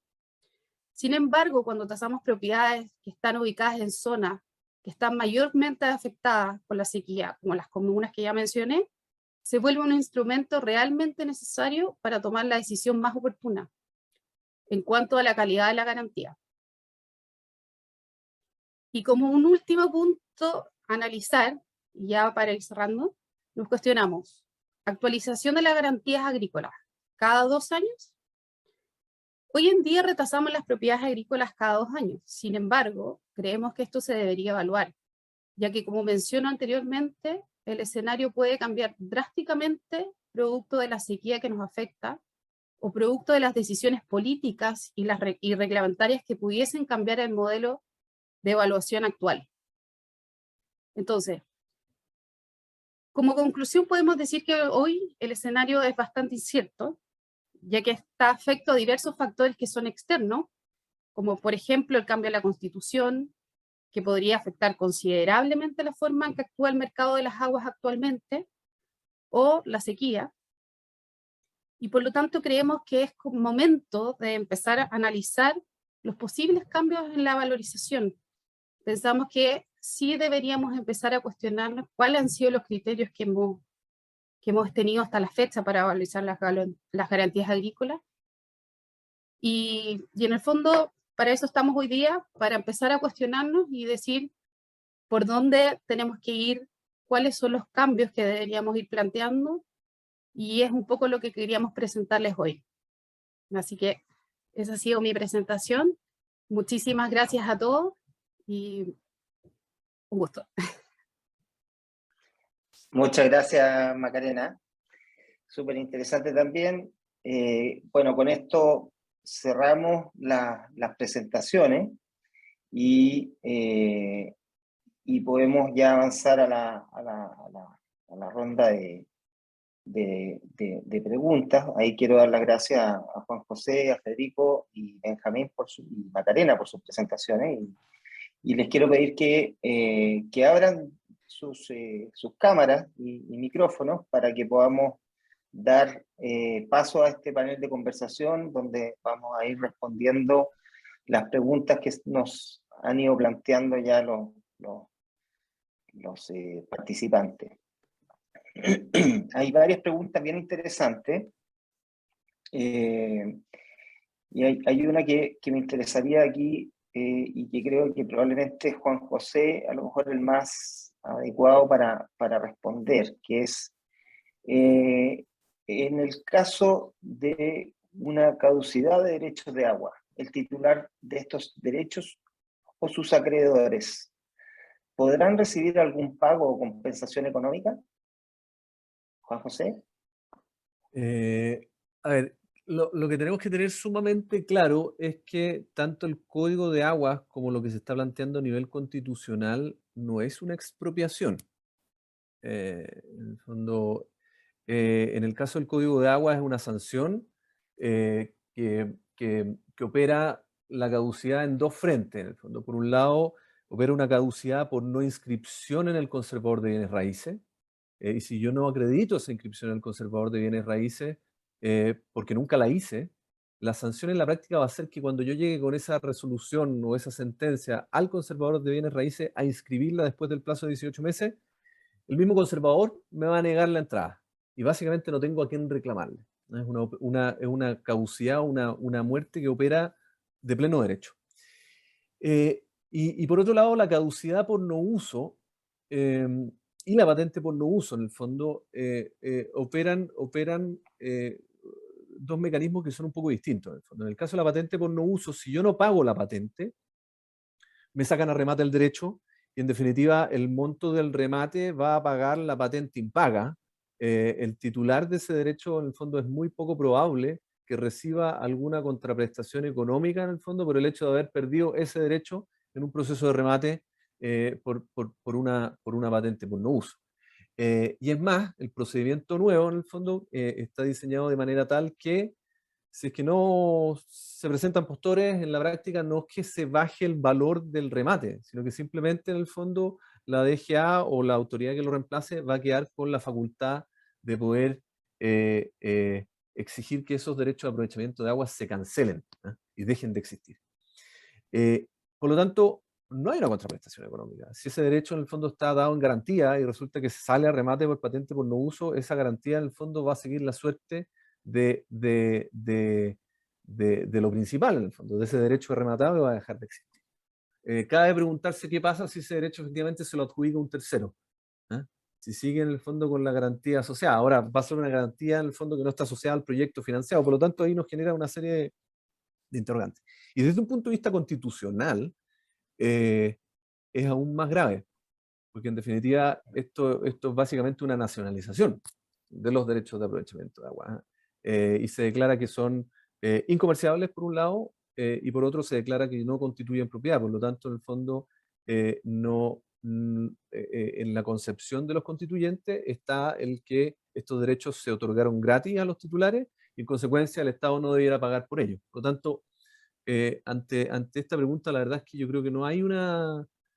No deberíamos tener una expectativa de pago en el caso de enfrentarnos con un derecho de aprovechamiento de aguas que se extinga, caduque en el fondo o pase a esta calidad de mera autorización. Perfecto, perfecto. Muchas gracias, Juan José. Hay una pregunta aquí para Benjamín, de Rodrigo de la Cuadra. Dice, Benjamín, si bien la industria de la alimentación tiene un futuro seguro por su calidad de alimentación para el ser humano, lo que vemos en la industria es una baja en los precios y una logística de transporte deficiente. ¿Qué opinión tienes sobre el futuro agrícola desde este punto de vista? Gracias por la pregunta. En temas logísticos creemos que es un estrés momentáneo. Hoy día existen problemas logísticos básicamente en puertos que están atochando las cadenas. Eso ha presionado los precios a la baja, pero es algo que a mediano y largo plazo no debiera mantenerse, ¿ya? Así que desde ese punto de vista no lo vemos como una amenaza permanente, sino que una amenaza coyuntural, ¿ya?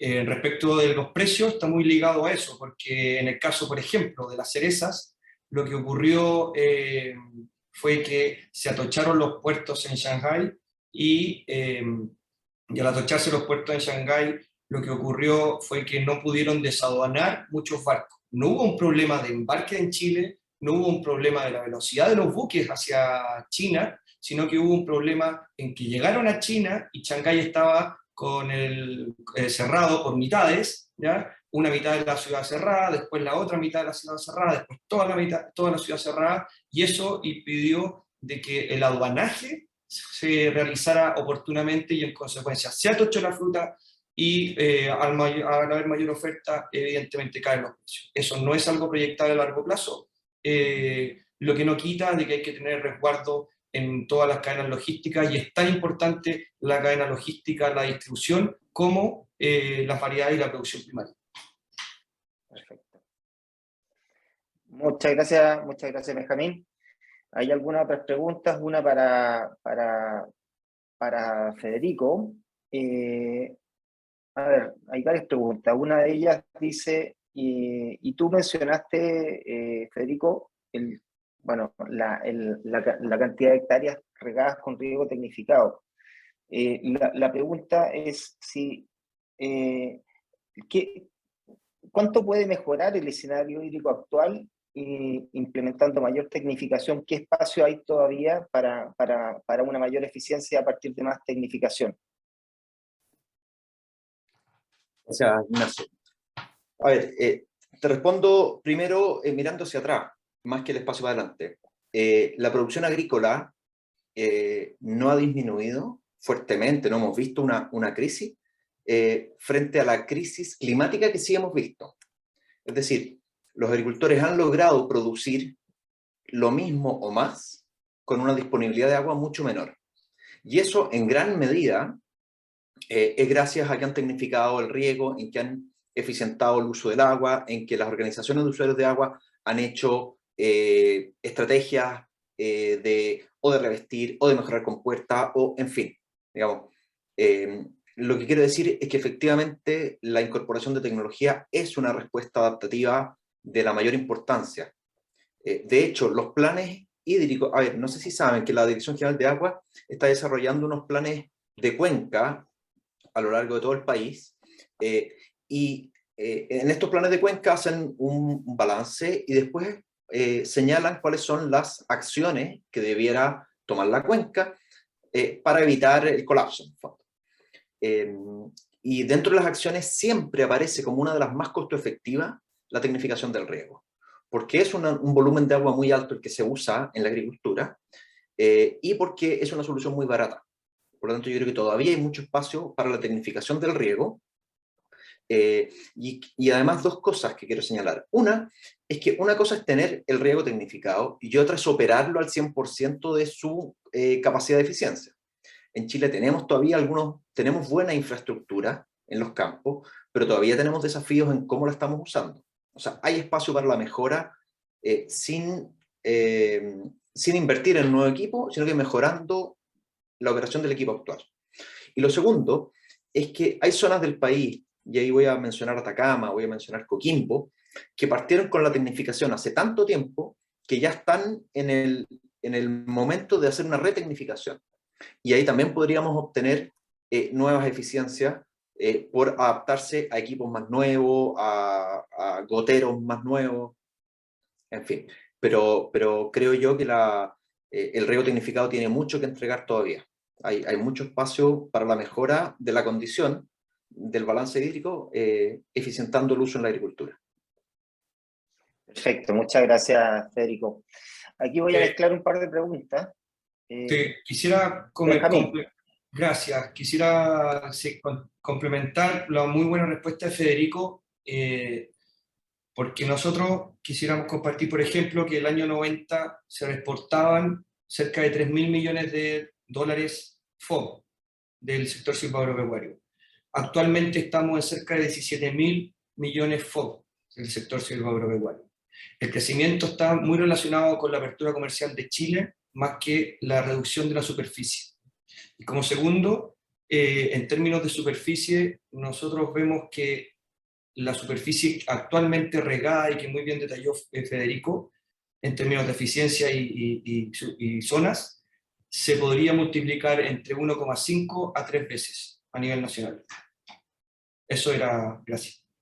Ya, gracias Benjamín, muchas gracias.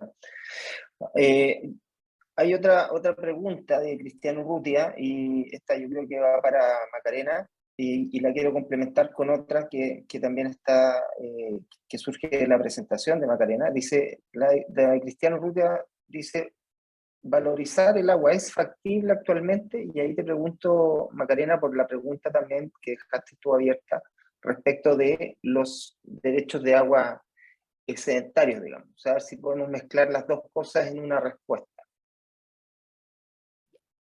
Por una parte, con respecto a la primera pregunta, si valorizar los derechos de agua hoy día es factible, sí, hasta el minuto lo es.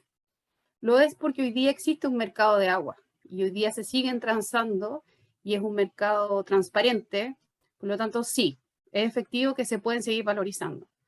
¿De qué depende de que el escenario cambie? Depende mucho de lo que diga la nueva Constitución, que ya lo mencionó Juan José, que podrían limitar el mercado y ya no ser transables. Siendo así, entonces ya no se debería recomendar valorizar el derecho de agua de una manera independiente.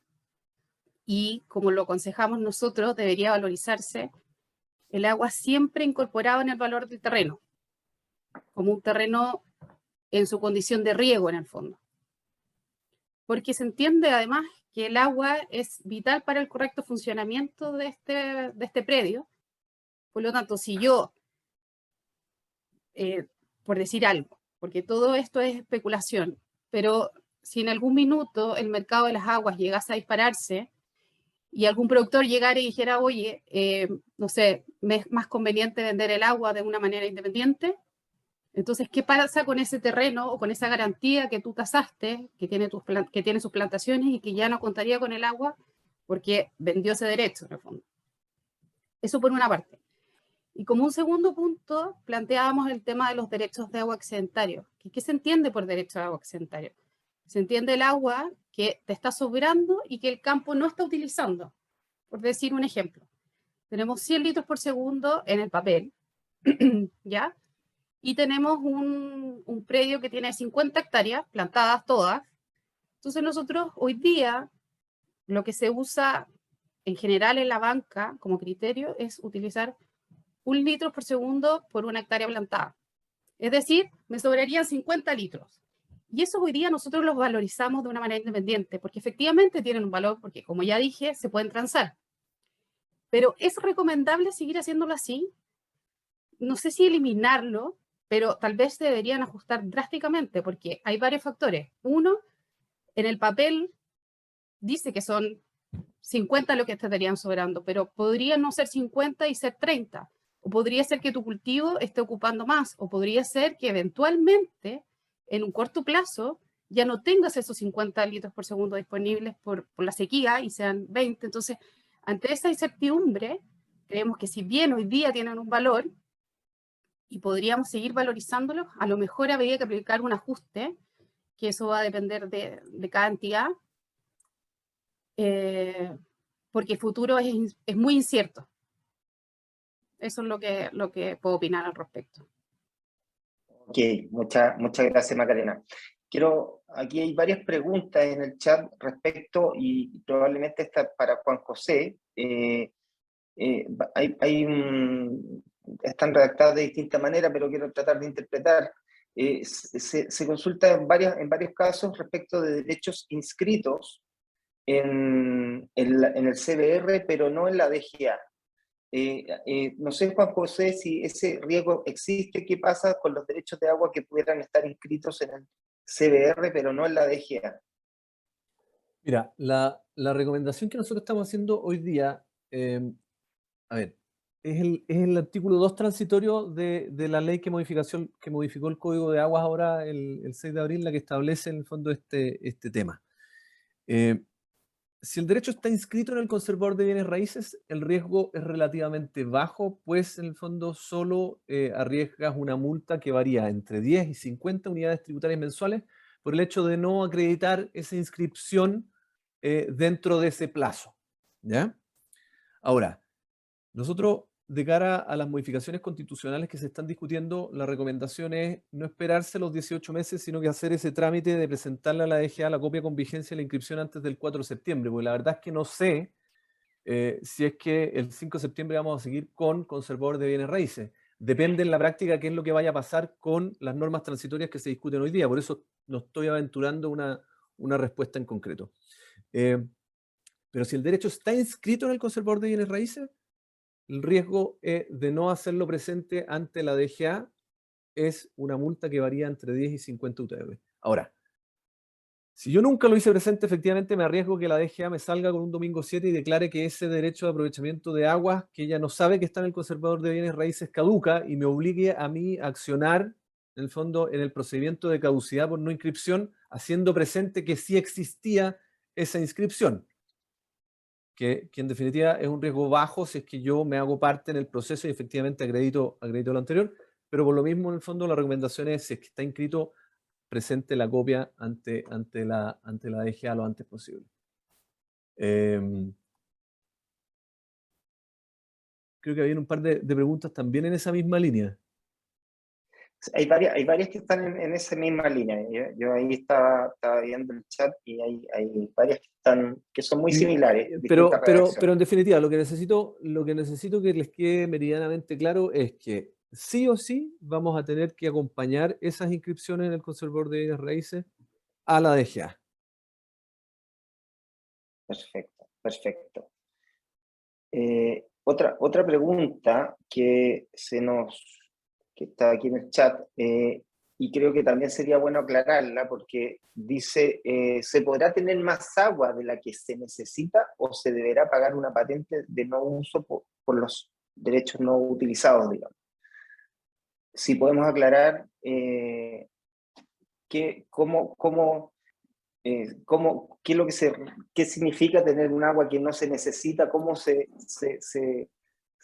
mide, o cómo el fiscalizador va a verificar que yo tengo agua excedentaria, agua que no estoy ocupando. A ver, Me adelanto bien la respuesta. Con el Código de Aguas vigente no existe ninguna sanción por el hecho de tener una sobredotación de derechos de aprovechamiento de aguas para la continuidad operacional de mi proyecto. En la práctica, la agricultura, en el fondo, por lo general, tiene derechos subterráneos y estos derechos excedentarios. ¿Por qué? O sea, derechos superficiales y derechos excedentarios subterráneos en muchos casos. ¿Por qué? Porque si es que el río me lo reducen a la mitad, yo en verdad, en el fondo, para operar necesito 50 litros por segundo. De estricto rigor, yo debería tener 100 litros por segundo para mantener esa continuidad operacional, o bien batería de respaldo en aguas subterráneas para poder compensar, en el fondo, esas mermas de caudales superficiales. Por lo tanto, por lo general, la agricultura está sobreestoqueada.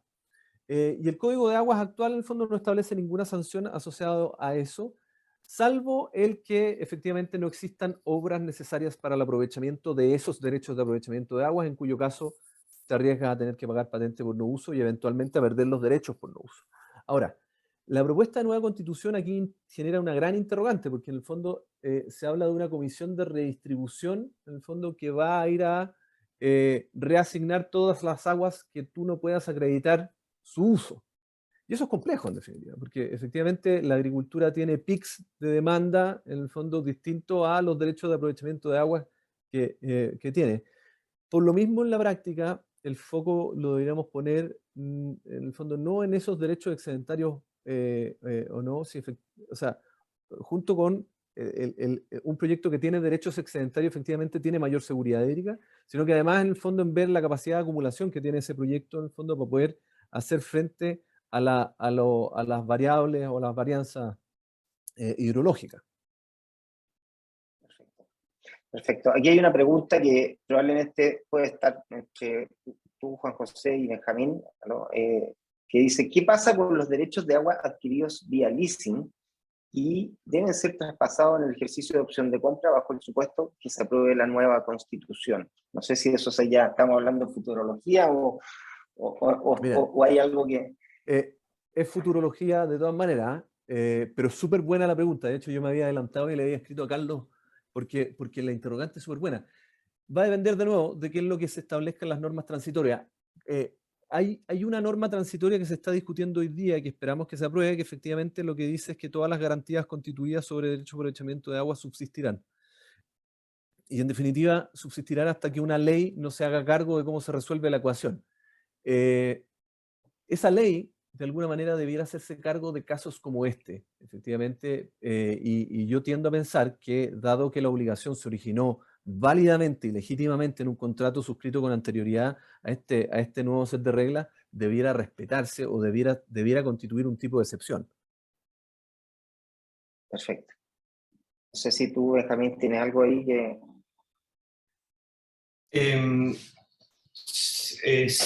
Yo estoy totalmente de acuerdo con lo que plantea Juan José, y en ese sentido tendría la precaución de mantener los títulos del dominio perfeccionados al más mínimo detalle, porque después van a haber que concurrir ante la autoridad a validar o a transformar esto en lo que ellos estimen como esa ley lo permite. Y no me cabe ninguna duda que ante que los resquicios o las imperfecciones en esa garantía van a ser un resquicio para poder caducar o bien sacar de circulación derecho de aprovechamiento. Así que yo tendría esa precaución, pero como ya se planteaba, es una mera opinión y que va a depender cómo vayan transcurriendo los cambios regulatorios, si es que se dan o no, y cómo se den, etcétera, etcétera. Perfecto, perfecto. Hay una pregunta aquí probablemente para Macarena, que dice si se debiera exigir a los propietarios la inscripción de las aguas ante el CBR y la DGA al realizar una tasación.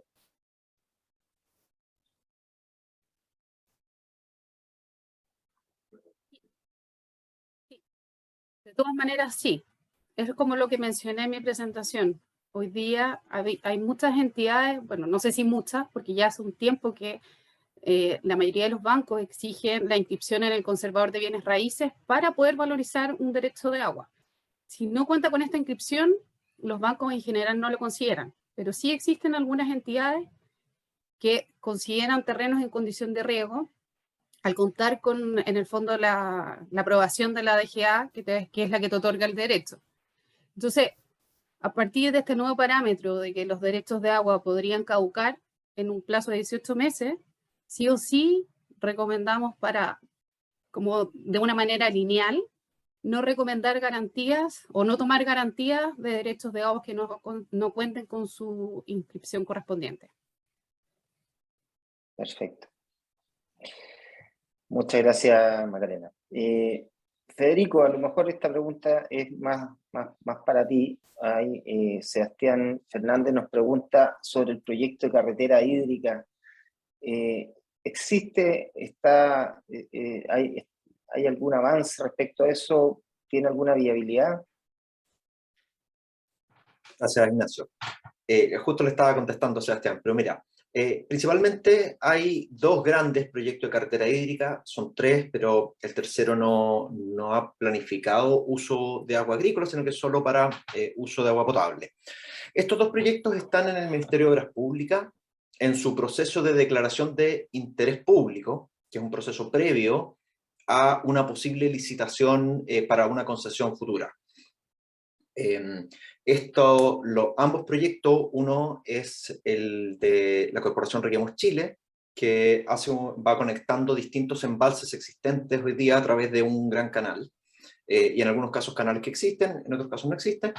Y el otro proyecto es un proyecto impulsado por vía marina, se llama Aguatacama, y lo que hace es que toma agua de las desembocaduras de algunos ríos caudalosos del sur de Chile y la traslada por una tubería que va apoyada en el lecho marino hasta el norte. Yo personalmente creo que ambos proyectos tienen una muy difícil viabilidad, esto es una opinión personal nomás, pero inmediatamente en un escenario de sequía, de escasez hídrica, de avance de la desertificación, surge la defensa local de los territorios donde hoy día está el agua. Y esto pasa en todos los trasvases, o sea, uno ve las peleas en el trasvase del Tajo Segura de España y Portugal, que en la fuente de agua empiezan a decir, oye, ¿por qué nos sacan el agua para ir a regar tan lejos si acá también tenemos necesidad? Eso es algo súper natural y yo creo que eso es un gran limitante. Por otro lado, cada uno de los otros proyectos tiene desafíos particulares, como de expropiaciones de terrenos en algunos casos, o de toda la permisología marina para apoyar por varios cientos de kilómetros una tubería. En el fondo, yo veo que ambos son de difícil consecución. Ojalá me equivoque, creo que a Chile a veces nos hace falta estos proyectos medio faraónicos, pero yo los veo complejos. Y en la misma pregunta, Sebastián menciona la desalación.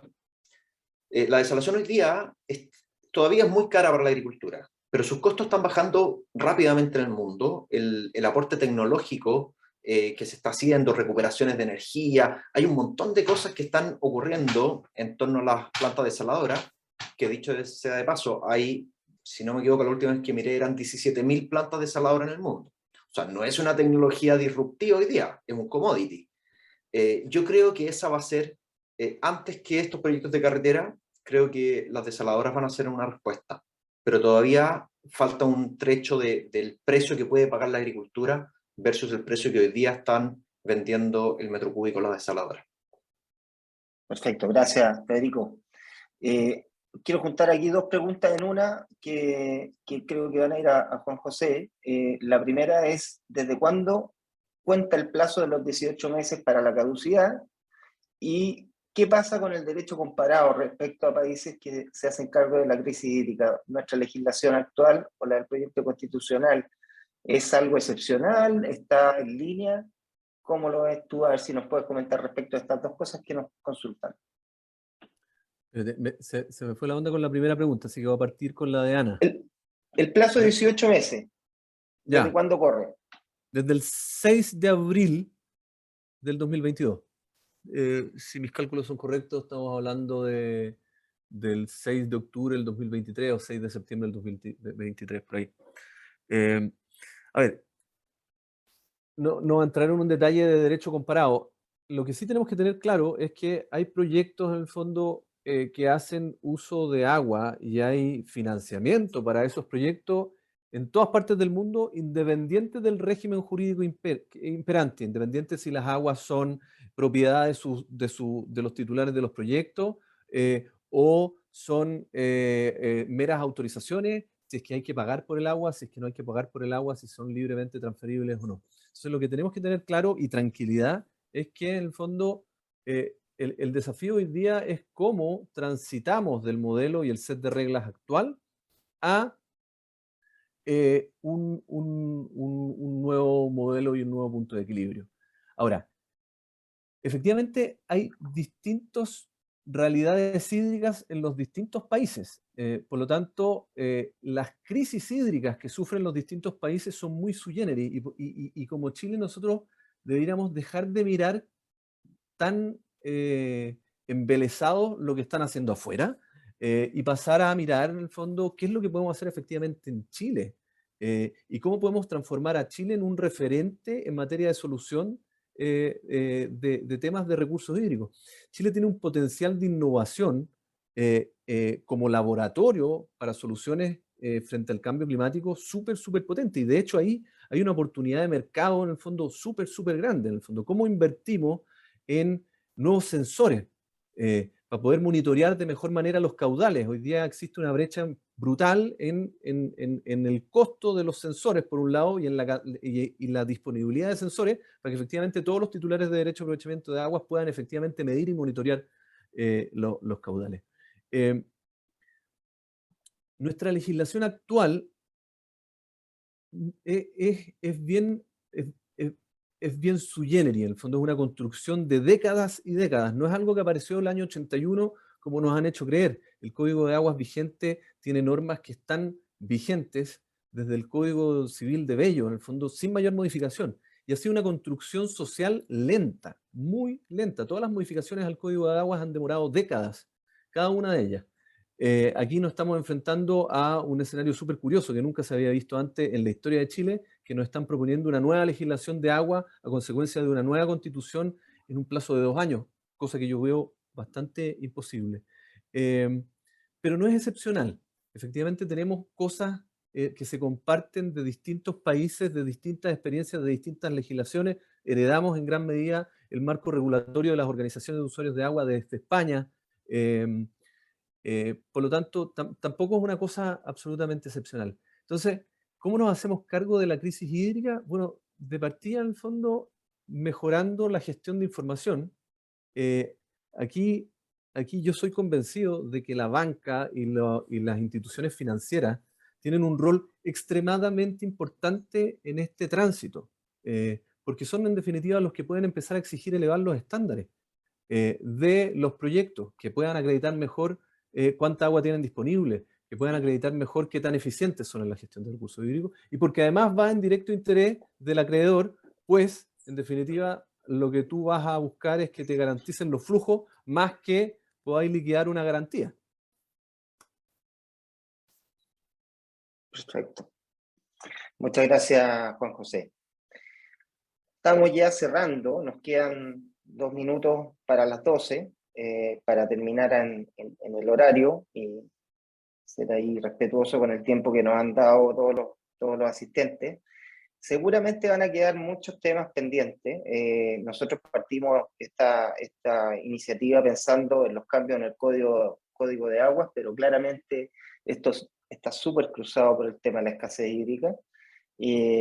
Así que seguramente, como digo, vamos a tener más conversaciones, probablemente esto dé para un segundo webinar más adelante cuando tengamos más claridad respecto de algunas cosas que puedan estar saliendo de la convención. Quiero agradecer a cada uno de los expositores, a Federico, Macarena, Juan José, Benjamín. Muchas gracias porque en realidad ha sido un tremendo aporte. Creo que la visión en conjunto que hemos entregado aquí con todo lo que han aportado ustedes seguramente va a ser de mucho valor para los asistentes. Así que gracias también a todos los que asistieron y nos veremos en una próxima oportunidad. Muchas gracias. Muchas gracias. Chao, gracias.